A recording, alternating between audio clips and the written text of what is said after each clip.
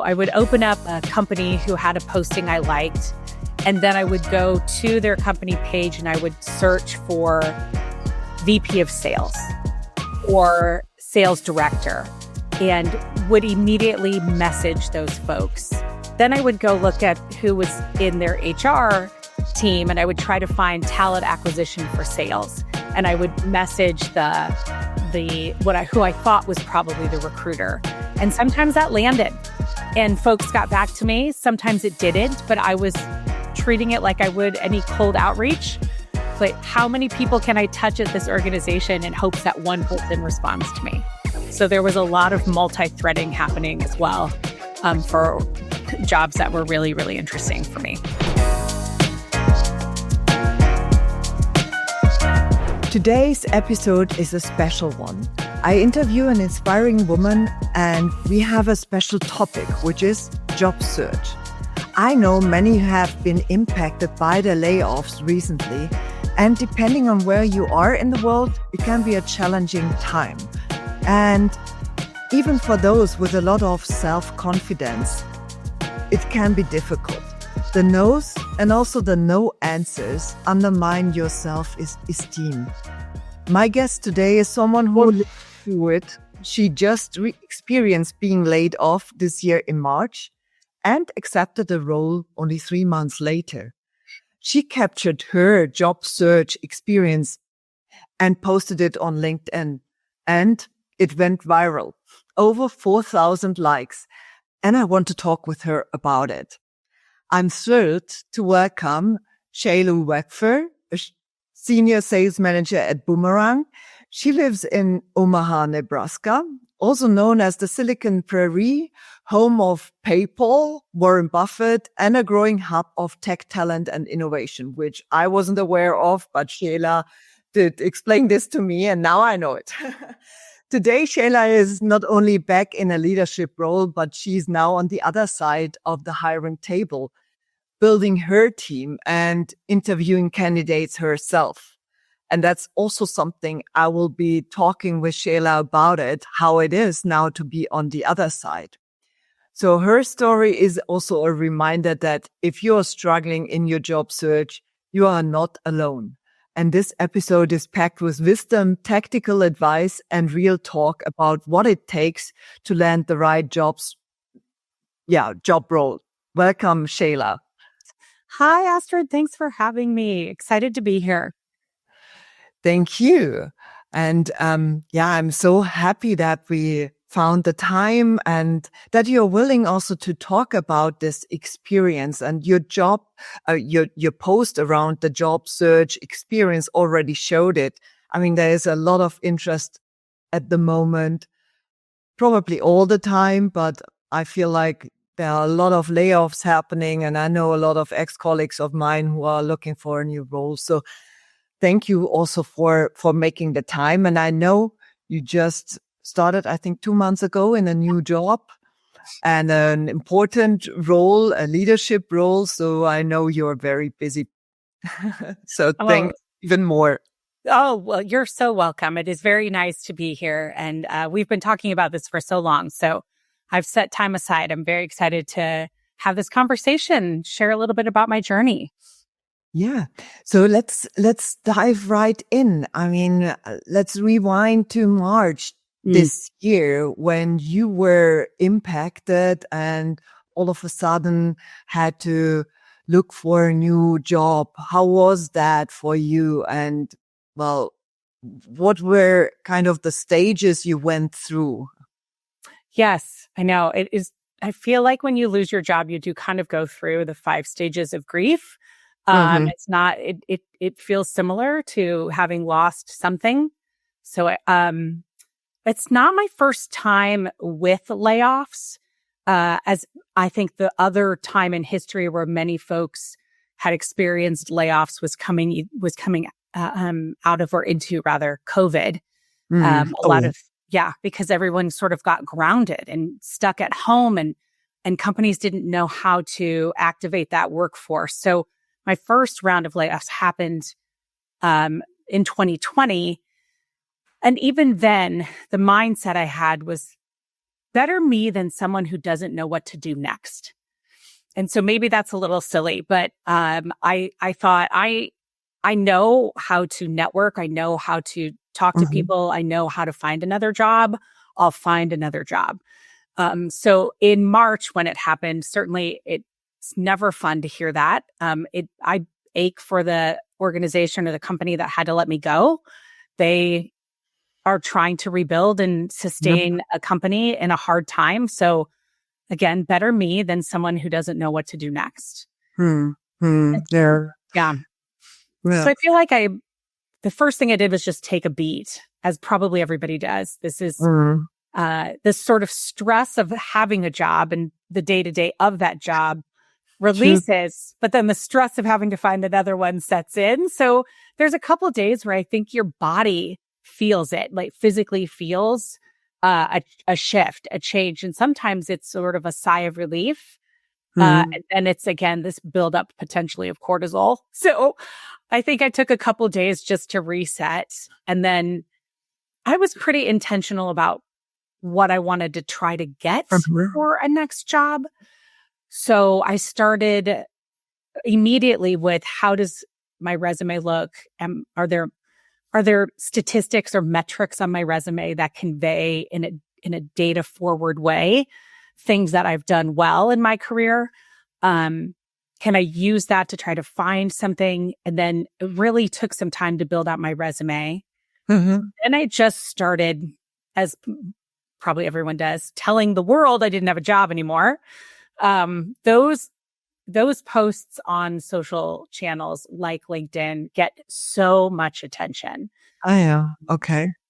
It's supportive. It's so supportive. But if you look at LinkedIn, the posts that show up in your newsfeed are almost always somebody who's taken a job or leaving a job.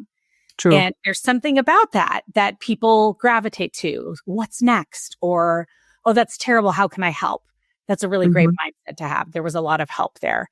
And then I started to research companies I didn't know about that I thought might be interesting to work for, like fast growing tech companies, companies that I've always wanted to work for, seeing if they were hiring, my aspirational organizations, and then started to reach out to folks for assistance, having people I know that were in executive leadership roles look at my resume, make sure it looked okay. And then I sort of slowly got back out there and started applying. Yeah. And you shared in your post that I think you applied for 58 jobs. Yeah. And then I think three or you had a lot of data in your post. Maybe you want, if you could share that data with us one more time, because I found it really impressive. Also the way how you in the post showed the data. I remember, because you're a sales manager, you are all sales. So you looked at it like a sales pipeline. And I thought this is actually a very good way and giving this whole process of applying a different perspective than just looking at two answered. But what does it really mean? So could you take us to that post and just describe it a little bit for those who weren't among the 4,000 who gave the post a like? Yes. And I think it reached about 50,000 members on LinkedIn. So it was a crazy impressive reach. And lots of wonderful comments and messages about how helpful it was. And that makes me feel really happy, because I do want people to be able to take something from it and apply it to their search. Yeah. No, I applied for 58 companies. I had interviews with 8 of those companies. I made it to the final round with 3, and I got 2 offers. I declined the first offer, accepted the second. I can't remember, Astrid, if I'm being honest, the number of organizations I heard from that I got actual communication from. But I would argue it was less than 15. So though 58 companies saw a resume from me, I only got rejections from maybe 7 or 8 on top of the 8 that let me go through at least a single round of interviews. So there's a lot of no communication happening in the talent departments of companies. And I don't know if that's fatigue of having to comb through so many resumes, or if they're letting some AI do that and then waiting until, of course, they offer someone a position before letting the rest of the candidate pool know. But I didn't hear from many, many, many companies altogether. But when I think about, it's like a sale. It only takes one. You only need one sale. So when I think about the objective of getting an offer from a company that I want to work for, I achieved that twice. So that felt really great. And I feel very, very excited about where I am. But I also think if 58 seems like a large number, but I know so many folks who are on the market who are really spraying and praying their applications because casting a very, very wide net in hopes of seeing maybe more engagement from those companies. I was pretty intentional about the organizations I applied for. So I think I could have definitely applied for more jobs at more companies. And I really tried to stay focused on, sounds crazy because 58 is still a big number, but companies that I thought were interesting to me, where I knew someone who worked there and was happy, where I knew someone who worked there that I could connect with and learn more about the company. So 58 felt like a pretty conservative number compared to what I knew other people were doing. Isn't that crazy? Still a big number. It was, 58. But on the other hand, when you mentioned that, and that other people are more, applying to way more jobs, do you think that maybe the secret behind you landing now a job within only 3 months, which I find really, this is really a short time. What I hear from others, it's like half a year at minimum and even more. Do you think that it's maybe also due to the fact that you selected those companies that you were maybe a little bit more purposeful and therefore more in it when you did send in your application, even though, like you said, from many you haven't heard back at all, which by the way, I don't understand. I really don't. I know that there are a lot of people applying, but we also know there are easy ways to at least let someone know we received your application, but you're not, that we already have a short list of right candidates, or you're whatever, blah, blah, they can, send you, but at least send something. Nowadays it should be even more, it should be easier, way easier. But that's another story. But going back to this, you're being intentional about, okay, this is the list of companies I really would like to work for. Do you think that's a bit of a secret? I think it's when you end up looking for, in a position where you're looking for a new job, you have to put that pro and con list together. What are your non-negotiables? What's negotiable? And I wanted to stay working from home. I've been here since 2020. It's served myself. It's served my family well.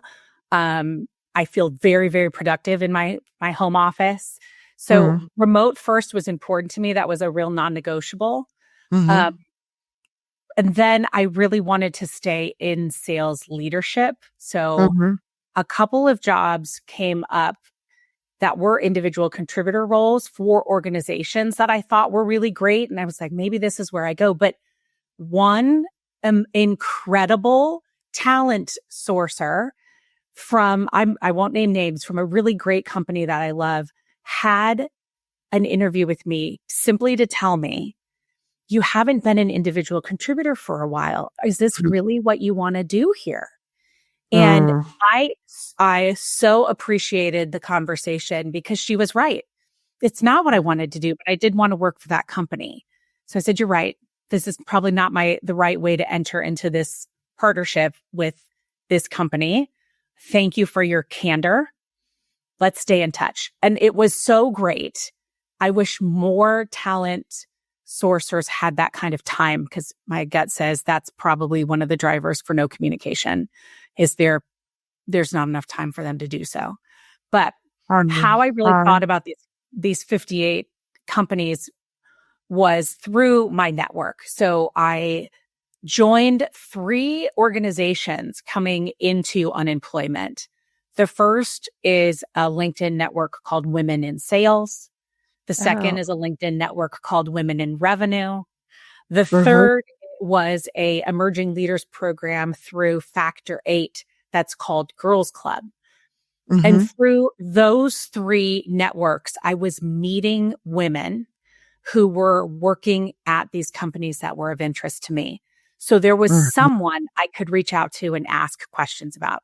How do you like your job there? What do you like most? Are you finding your team is finding success? Would you be willing to be my reference? Would you be willing to make an introduction?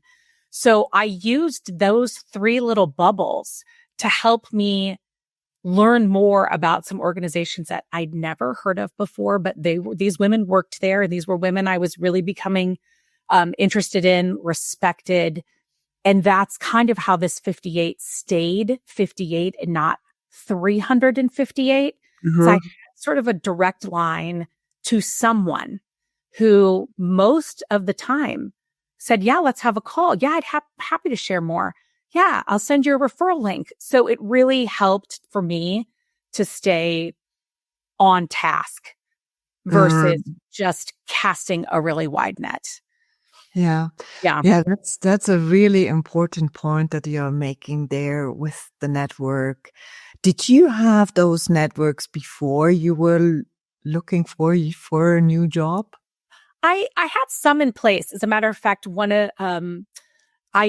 I was a former member of Pavilion, which is also like a sales networking membership organization. And that membership ended with my last job. But I had taken some coursework and some programming from them that I really enjoyed and had met folks along the way. So when I announced that I had lost my job, one of those wonderful people, who is in fact a woman, reached out and said, you should look at this Emerging Leaders program. I'm looking at it. I know somebody who's helping to facilitate it. I think it's going to be great programming. You'll probably meet some folks. And so thanks to Jackie, I had the opportunity to look at a network I didn't really know was out there or it existed. And then I just completed that certification, but also Girls Club had scholarships available.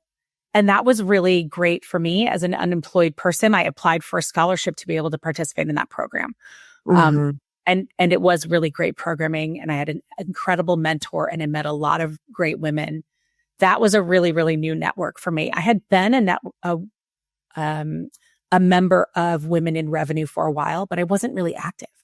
So it was an opportunity to sort of reactivate. I was sitting on the sidelines, and to actually reactivate that membership and start reaching out.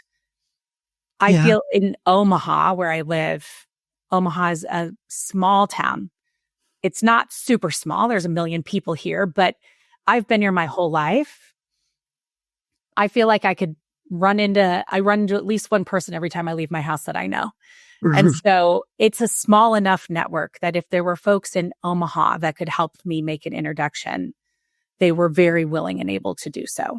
So I really relied on who I knew in this town in a lot of ways. Perfect. Yeah. So I think it would be good if we connect the links to your networks in the show notes, so that we share those.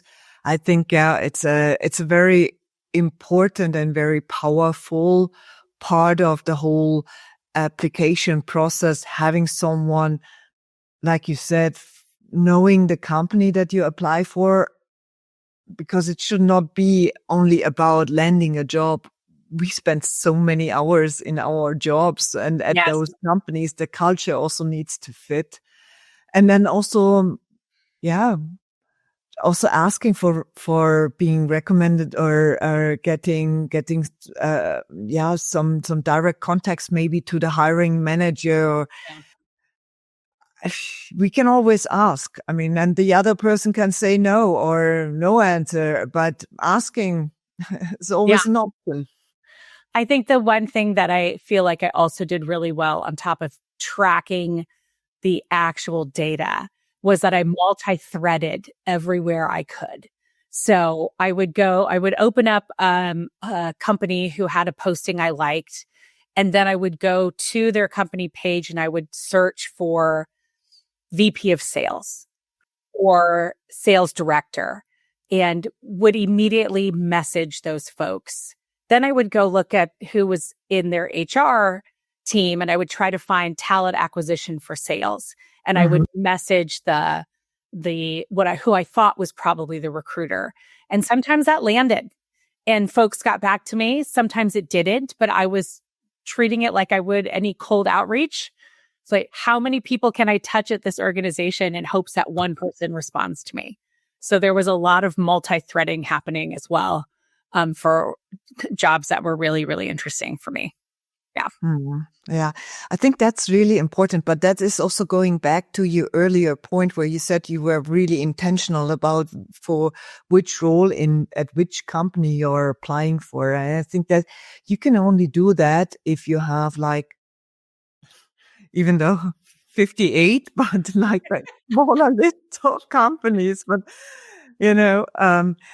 you also shared that you were using all kind of tools like AI, ChatGPT, video messaging, which I find really interesting, but also email trackers.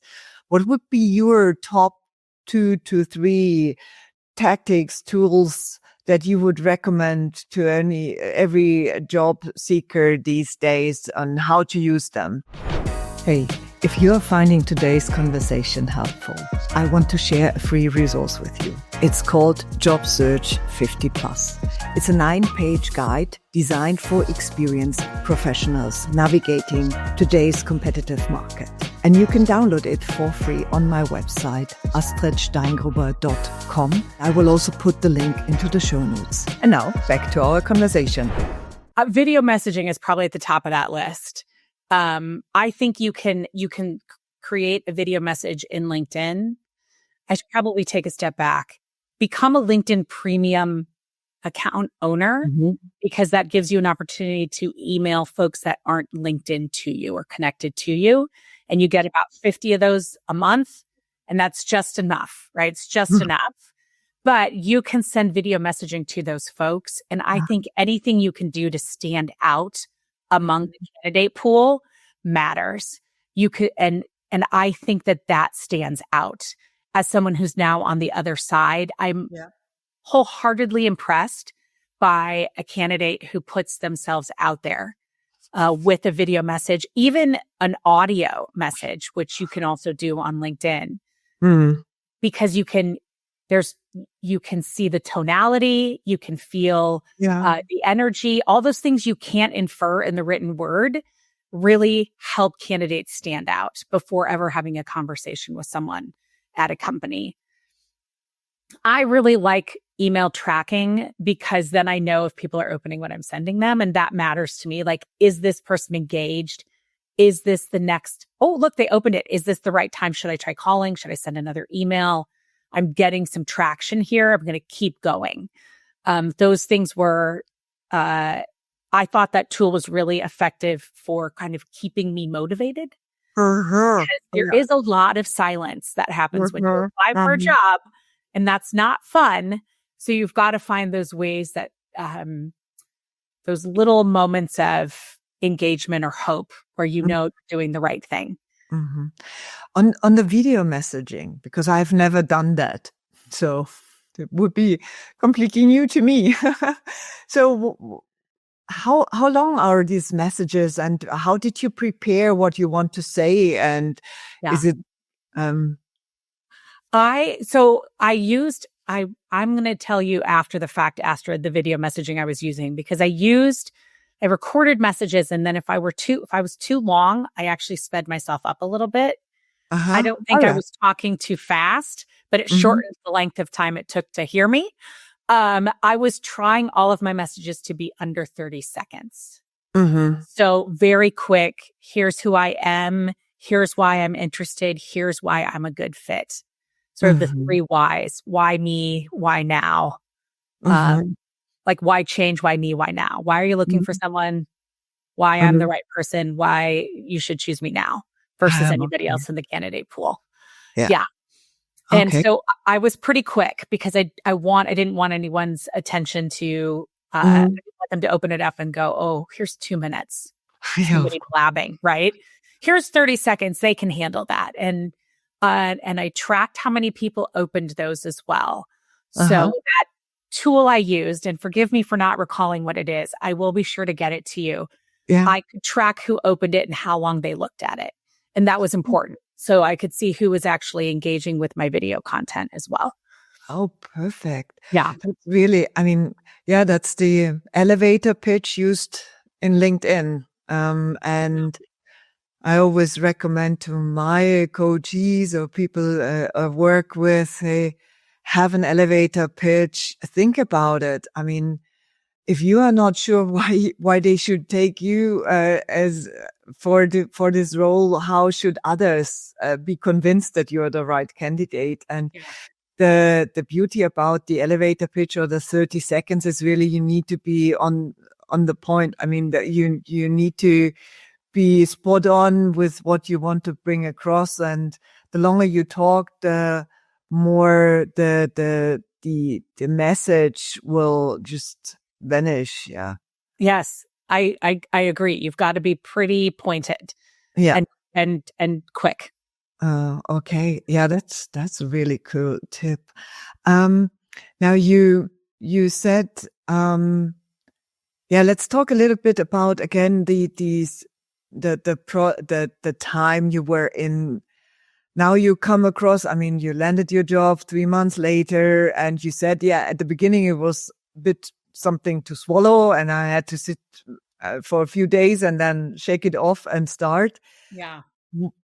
What would be your recommendation? And I'm pretty sure there were some days in between when no one opened any of your emails and you felt like, wow. Yeah. What would you recommend to others who are in this part of that experience at the moment? It's an ups and down. We all know that. I mean, I would say take care of yourself because you're not wrong. You started this podcast with talking about how being unemployed can really hit your ego, and also have kind of a negative bearing on your mental health. Because rejection is not fun. Doesn't matter what you're being rejected for. No one likes it. Mm. So I think it's important that and I also find that looking for a next job is actually a really full-time job. You can spend 8 hours a day, 5 days a week, Sure, getting yourself ready. So knowing that you're going to expound a lot of physical and mental energy, finding where you want to work next, it's important to have space for you to care for yourself. That probably looks different for everyone.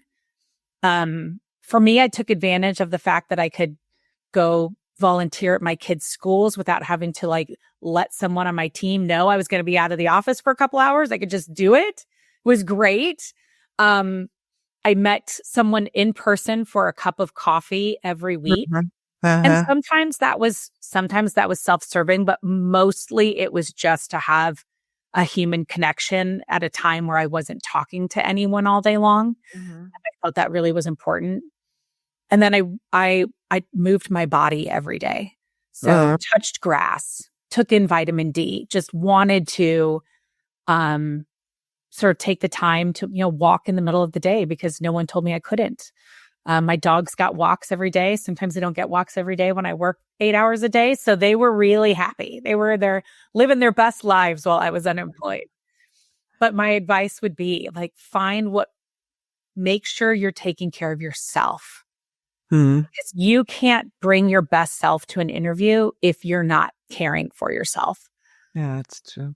Yeah. I think that is also something that is probably one of the most challenging parts of this process. If you're not feeling good, if your mood is down and your energy level is low, you cannot come across as the perfect fit for a role because what recruiters are looking for is also this energy, this vibe that someone brings across. And therefore, I think it's also really part of the job search and the structure you might look at for your day, like applying in the morning. It needs to be part of your calendar that you find ways to recharge and refill your energy levels with something, because otherwise it's really difficult. But I know it is. I mean, if you're down because you received another nose or no answer at all the whole week, it's hard sometimes to pull yourself out and get walking or do something, but it's important. Yeah. I agree. Yeah. Now you are like I was just saying it. I mean, you are now the recruiter. You are now the hiring manager. Now on the other side of the table, has your experience that you had recently changed a bit the way how you show up now as a hiring manager? I think it has 100%. Like with most organizations, the screening of a candidate doesn't start with me, but I find myself going into our candidate software and taking a look at the folks who've applied for open roles with me and sort of starring or calling out my talent partner with, I think we should call them, or this candidate doesn't have the right experience. Mm-hmm. I think you should send them a note now that they're not aligned with what we're looking for, and be sure you tell them that. So I'm trying, there's, as being on the receiving end of a rejection email is never fun. And the worst part about it is no one ever spoke to you, nor will anyone ever speak to you.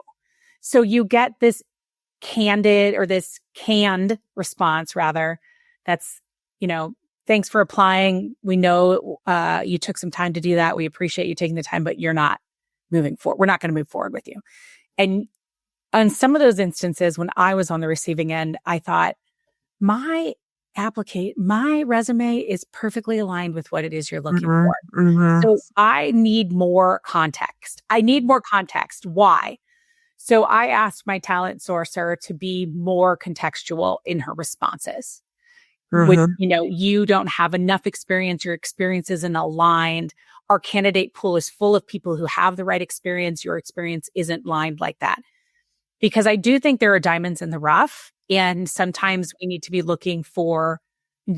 thinking outside of the box when we look at our candidate pool. Yeah.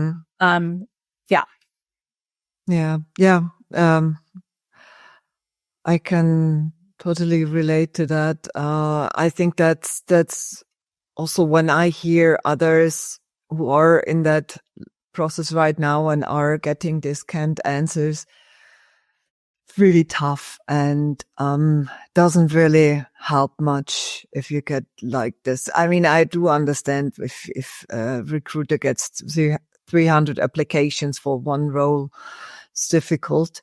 But at least if you're in the in one of the last stages of the application process, or you had an interview, then it's really should be more transparent why you're not a good fit for it, or that why you're not moving forward with the application.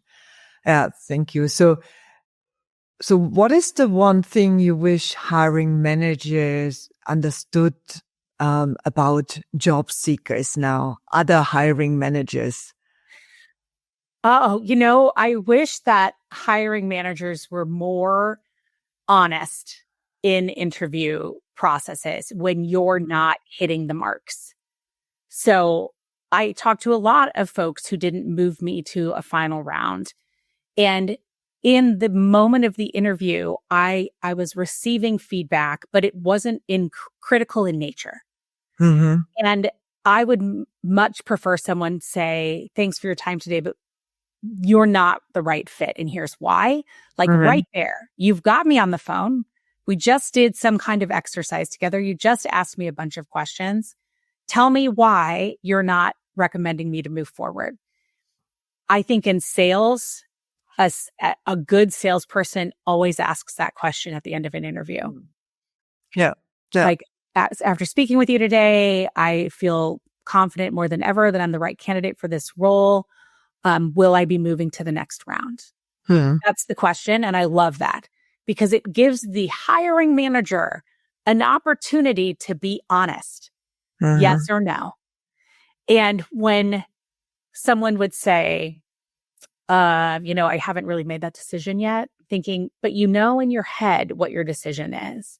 So just tell me the why.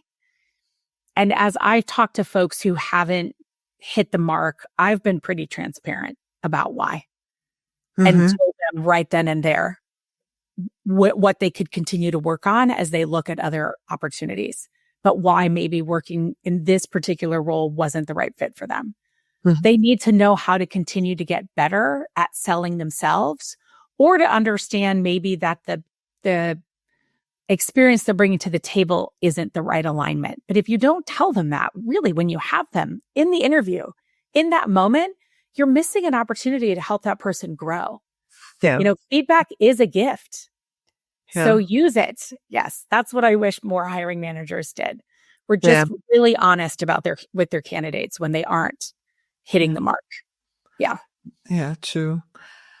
And now we're coming to an end to my interview part. So is there anything you would have done differently now looking back? Now you obviously have been successful in landing your role at a company you want to work for, but still, was there anything?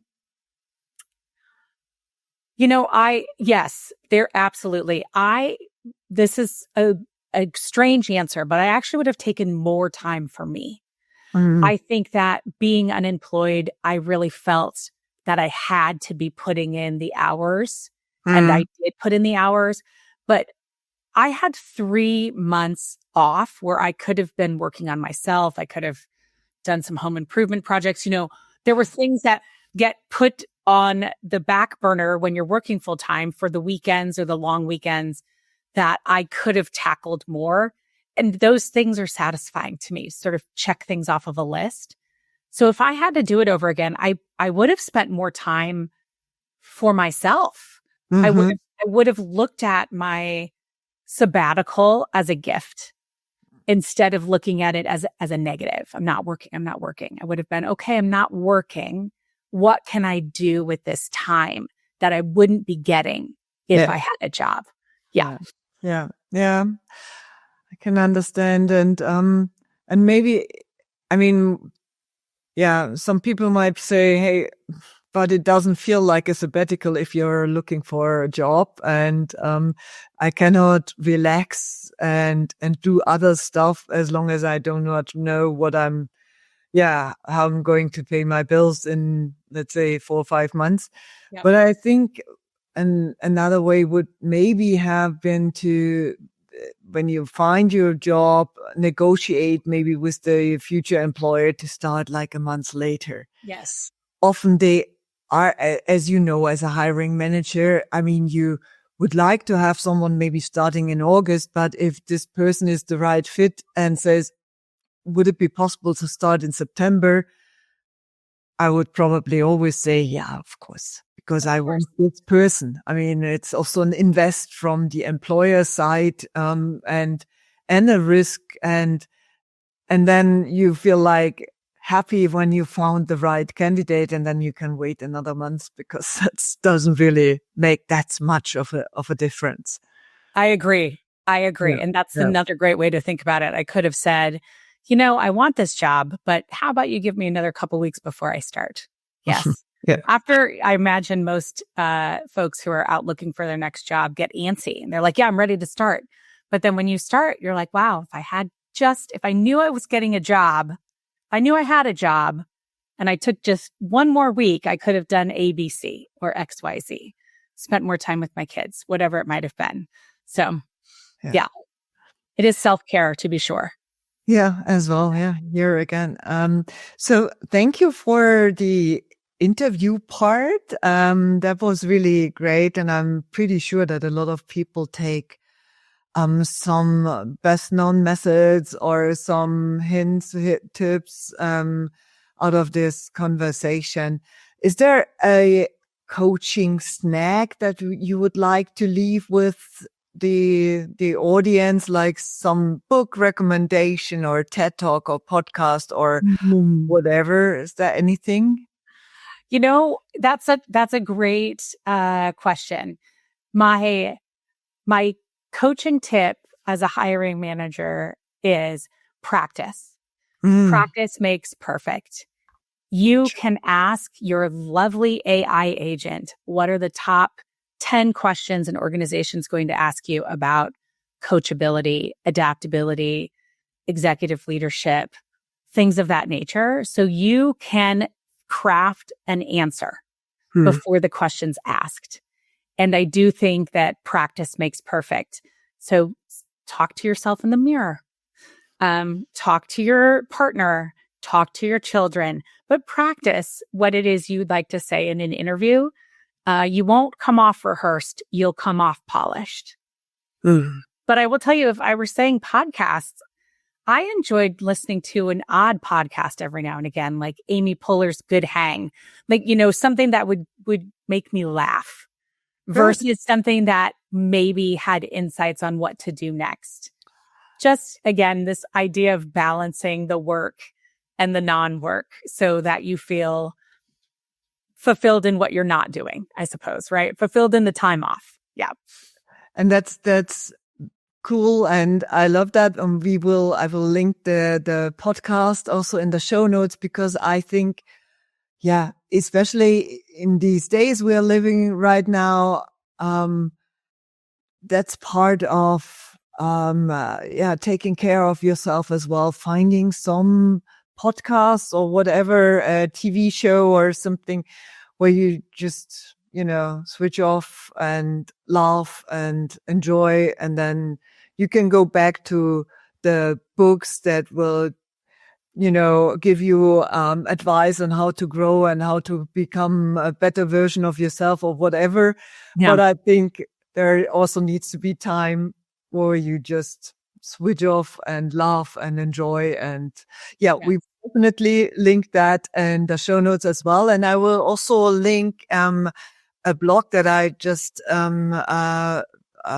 published, which is about the STAR technique, which goes back to your coaching tip of preparing and what are the leadership skills that are being looked for.